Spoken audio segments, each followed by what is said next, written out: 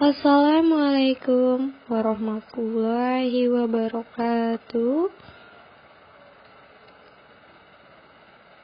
Good morning. Selamat pagi. Siapkan buku dan alat tulis kalian. Hari ini kita akan belajar singular and plural atau tunggal dan jamak. Benda tunggal atau singular adalah benda yang jumlahnya satu. Biasanya diawali dengan e atau en. Artinya sebuah, seorang, atau seekor, sepotong, yang pasti jumlahnya tunggal atau satu. Meskipun e dan en memiliki arti yang sama, tapi dalam penggunaannya berbeda. E digunakan untuk sebelum kata benda yang diawali oleh bunyi atau suara konsonan. Suara konsonan yaitu suara yang dihasilkan dari huruf-huruf selain A, I, U, E, O. Contohnya B, C, D, F, dan yang lainnya. Sedangkan en digunakan untuk kata benda yang diawali bunyi atau suara vokal A, I, U, E, O. Ini kebalikannya dari yang e tadi. Contohnya, penggunaan dari e adalah a boy, diawali dari B, suaranya pun B, boy. Kemudian a girl, itu juga pas diawali dengan suara G atau girl, suara konsonan. Sedangkan a university, padahal tulisannya U, tetapi karena bunyinya atau suara yang dihasilkan ketika kita membacanya adalah huruf Y atau university, makanya dia menggunakan E meskipun dia tulisannya adalah U. Sedangkan en itu digunakan untuk kata benda yang diawali oleh suara atau bunyi vokal A, I, U, E, O. Contoh, an orange adalah O dan dibaca orange. Kemudian an umbrella diawali huruf U dan dibaca umbrella pakai U. An hour di sini meskipun dia tulisannya H, tapi ketika dibaca menggunakan huruf A, hour, jadi dia menggunakan en. Jadi, e dan en digunakan untuk menunjukkan benda tunggal. Kemudian kita lanjutkan dengan benda jamak. Benda jamak atau plural adalah benda yang jumlahnya lebih dari satu. Biasanya diawali dengan R. Untuk merubah benda tunggal menjadi benda jamak, ada beberapa hal yang harus diperhatikan. Yang pertama, apabila diakhiri huruf O, SH, CH, S atau double S, dan X itu ditambahkan ES. Contohnya untuk yang diakhiri O adalah potato, itu dalam bentuk tunggal. Kemudian potatoes itu bentuk jamaknya.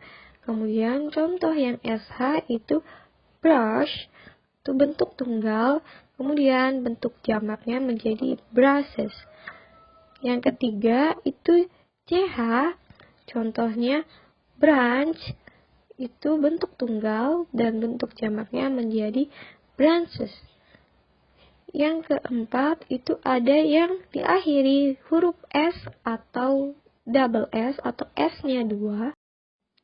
Contohnya dress, itu bentuk tunggalnya, kemudian bentuk jamaknya menjadi dresses, ditambahkan ES. Kemudian yang terakhir itu X, contohnya box, kemudian bentuk jamaknya menjadi boxes. Kemudian untuk kata benda yang diakhiri huruf Y itu ada dua. Pertama, apabila sebelum huruf Y itu huruf konsonan, maka ditambahkan IES. Apabila sebelum huruf Y itu huruf vokal, maka ditambahkan S. Contohnya, untuk kata benda yang diakhiri huruf Y, Dan sebelum huruf Y-nya itu huruf konsonan adalah baby, bentuk tunggalnya. Bentuk jamaknya menjadi babies. Kemudian country menjadi countries.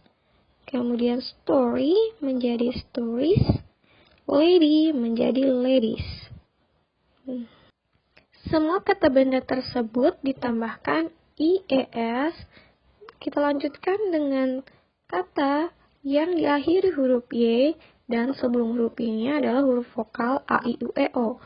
Contohnya itu toy. Ketika dalam bentuk jamak tinggal ditambahkan S menjadi toys. Kemudian monkey menjadi monkeys. Day menjadi days. Try menjadi tries.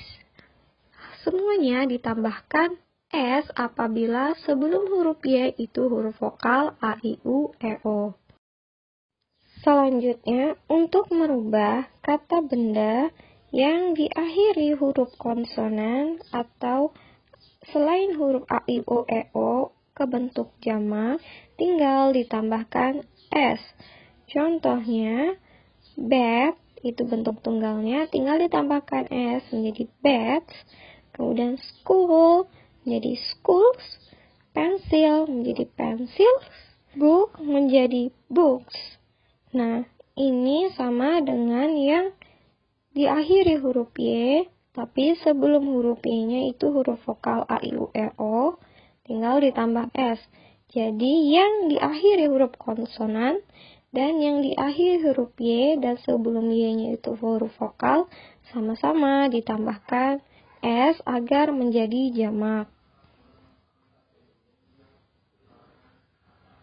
Contoh dalam kalimat yang pertama, this is a bed. Ini adalah sebuah kasur.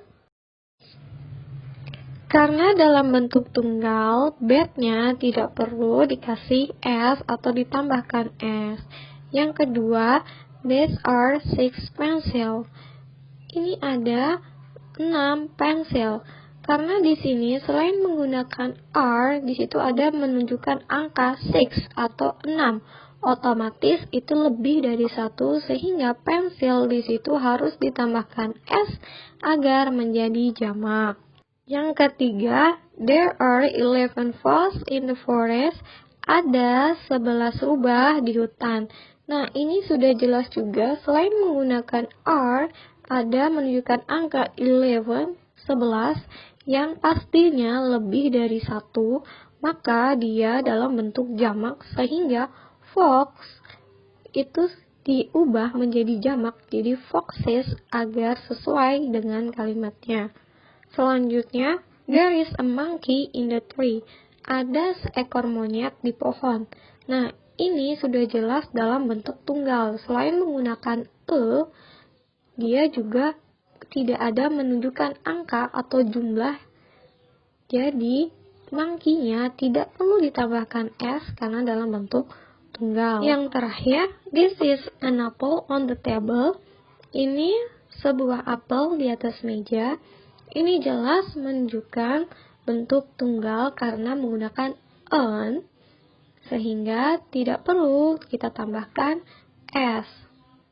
Demikian tadi penjelasan singkat tentang singular and plural atau bentuk tunggal dan bentuk jamak dalam bahasa Inggris.